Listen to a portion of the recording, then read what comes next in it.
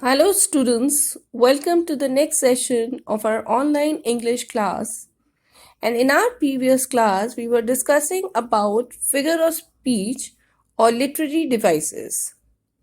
So let us recapitulate that figure of speech or literary devices are the tools which are used by the poets to make their poems very interesting. So we have already discussed some examples of figure of speeches, and again in this session we are going to discuss about some more figure of speeches.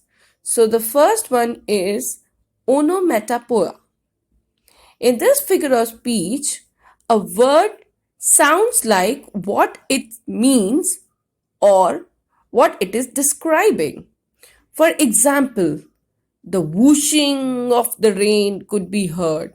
So if the sound of something is associated with it, then it means the figure of speech used here is onomatopoeia. So now here in this sentence we are talking about rain, but we have also been told about the sound coming out from the rain. The clock on the wall goes tick tock, tick tock. The bees were buzzing. The snake was hissing in the leash. So, not only the lines are referring to the things from which the sound is coming, but also the sound. So, here in these examples, onomatopoeia is used. The second figure of speech of discussion is oxymoron. In this figure of speech, two words that contradict each other are used together to convey a powerful image or humor. For example, silent yell. These are two opposite words or two contradictory words. How could one yell or shout when one is silent? In the above example, silent and yell, two opposite words, are used together to convey a powerful image. Real, phony. Sweet, sorrow. How could sorrow be sweet? Free, market. Whenever you are going to market, you have to purchase. How could market be free? But something interesting is there, and so oxymoron is used here. Irony. In this figure of speech, what is said contrasts with what is literally meant. For example, the unsinkable Titanic sank on its first voyage. In the above sentence, the irony lies in the fact that Titanic was considered to be unsinkable, but it sank on its very first voyage. Some more examples. A traffic cop gets suspended for not paying his parking tickets. You can't fight in here.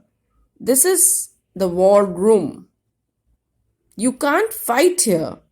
This is the war room. A tiny chihuahua was named Brutus. Now, the next figure of speech is paradox. In this figure of speech, a statement appears to contradict itself but hides a later truth. This is often used to make the reader think seriously over an idea. For example, truth is honey, which is bitter. In the above sentence, it is paradoxical that truth has been compared with honey, but still called bitter. More examples. I can resist anything but temptation. Ignorance is strength. The child is father of the man. So all these are contradictory to each other, and so they are examples of paradox. Next figure of speech is personification. In this figure of speech, the inanimate objects are given qualities of a living thing. For example, the sun smiled down on her. In the above sentence, the sun has been described as smiling down on the person, whereas smiling is an attribute of a living thing. It means if the qualities of a living thing are given to a non-living thing, for example, the leaf is smiling, death lays its icy hands on them, the flowers dance with the breeze, the fog crept in slowly. So whenever the qualities of a human being is given to a non-living thing, then it is known as personification. Hyperbole.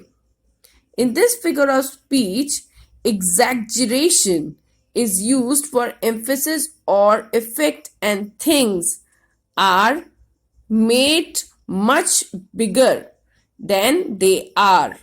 The situation, they also become more, they are shown as much bigger than they really are.